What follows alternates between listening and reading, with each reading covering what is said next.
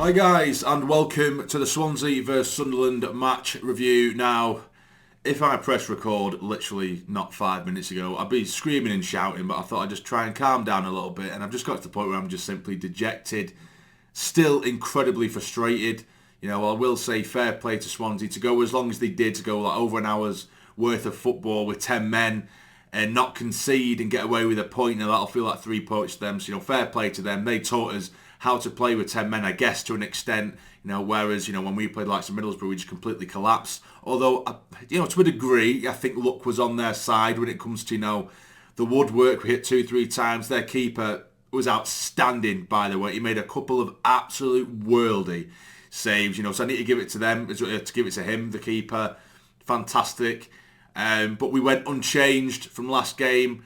And first off, I feel like we're kind of feeling each other out for the opening sort of 5 minutes. We're both very possession-heavy sides, but I think we ended up being on top.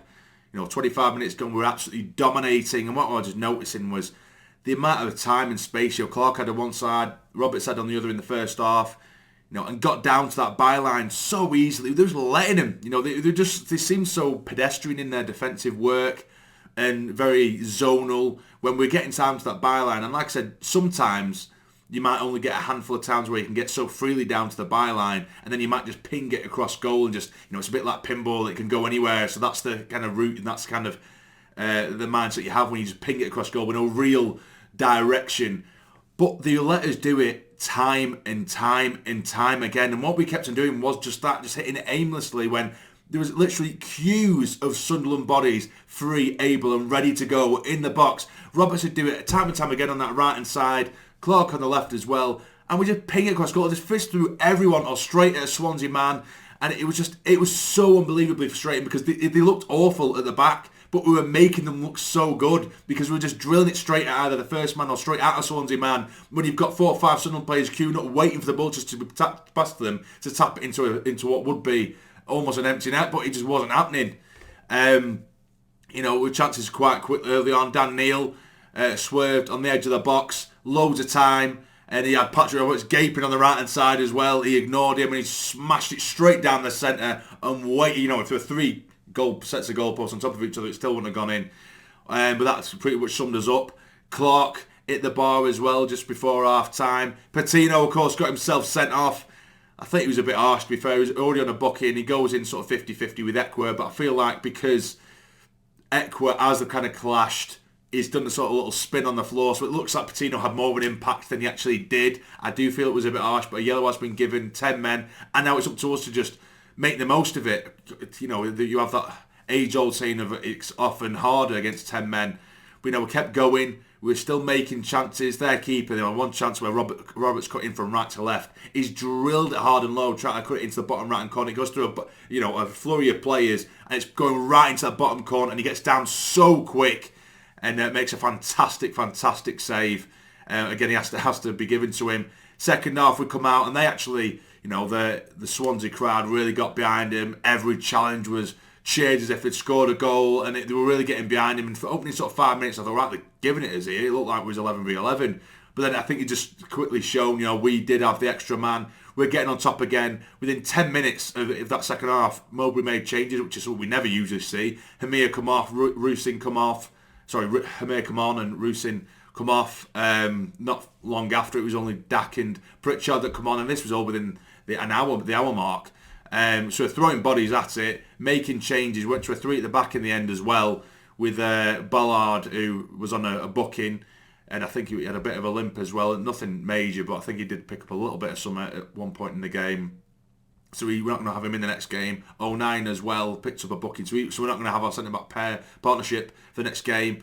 And I did fail to mention as well, I can't believe I just forgot to mention that because there was so much shit going on. Right in the stroke half-time, 09 did give away a penalty. And my God, what the fuck is Luke 09 doing there? Come on, I totally missed that.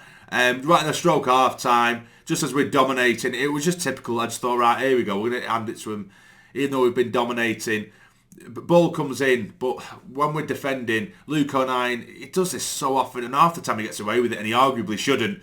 But he's not even looking at the ball. Ball's behind him, getting put in the box. He's just holding on to his man and he just wrestles him to the ground. It's a penalty, and unfortunately Lowe takes it and he makes a fantastic save, does Pato. So we dodged a bullet there, and we just needed to take advantage of it, and we didn't, of course, as I say. So heading back to the second half, brought on all those subs.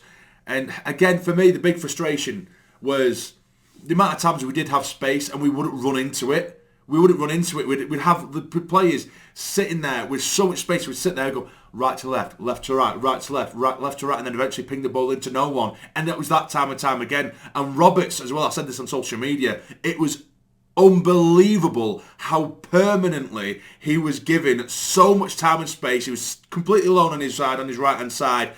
Acres, and I mean acres. And we kept picking it up in the middle, be it Ekwa or Daniel. All they had to do is to put the head up, ping it over to him, and he's through. He's got loads of space. For literally 20 minutes, he was left out there. But what we do is, being Sunderland, we need to make 20 passes before we got over to his side, allowing them to reshuffle and come over and cover. And we were making it so easy for them and make them look so much better than they were. But they had gaps all over their defence, and we just weren't taking advantage. Like I say, with Roberts to be over on that right hand side, or we'd be coming through the middle, Roberts free on the right hand side, but instead of just giving it over to him and giving a direct attack, we go, actually, Hume's a bit further behind, about 20 yards behind Roberts, but we'll give it back to Hume and then we'll slowly make our way forward, allowing them to get back into position. We made it piss easy. We were just soft. It was just what I mean when I say toothless.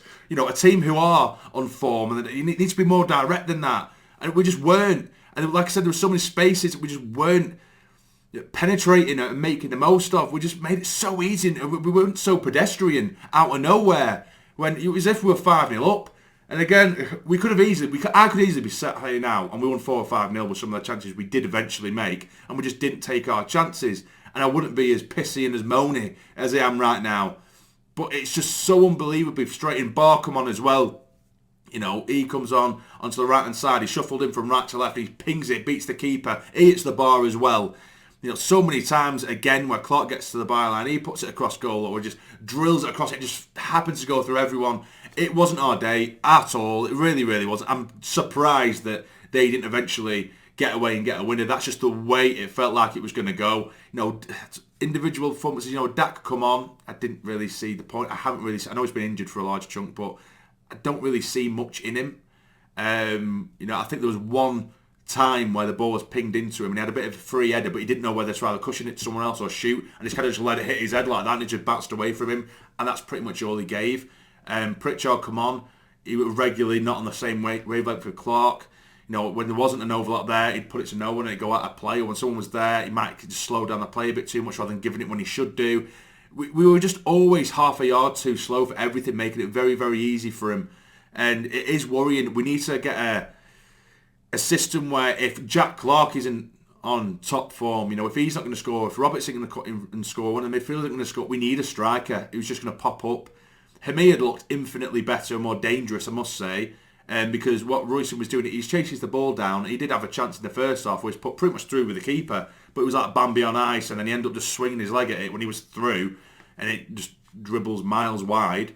But Hemi, I think even when he gets frustrated that there's no one, or the ball's not coming to him, he'll come deep for it, collect it and spin, and he'll try and do something. And I appreciate that in a striker. Although, yeah, you want him up top, but sometimes we refuse to give it when we need to give it. So he's trying to get himself involved in the game. But yeah, it's just one of them where it's a point. It isn't good enough. We won't get a better chance to steal 3 points than today, all season long. Guaranteed we won't. I'd be surprised if we do. And the way we've thrown that, you know, fuck that up, basically. It's criminal, but we need to pat ourselves down. I think realistically, if you look at the stats, it's like, you know, 15, 20 odd shots and 2 on target, which just shows how toothless we are. On another day, we'll be sitting here with a 3-4-0 win. It's not to be. But there we go. Fair play to Swansea. Of course, I'm going to be infuriated. I'm sure Swansea fans would be as well if they were in my position. Fair play to him, but there you go. It's just a waste. But anyway, what do you guys think? Let me know in the comments down below. If you have enjoyed, please hit the like button for me. It really is appreciated. So many of you guys watch these reviews and aren't subscribed to it. If you are one of those, please do it. It really, really helps. But you guys take care and stay jammy.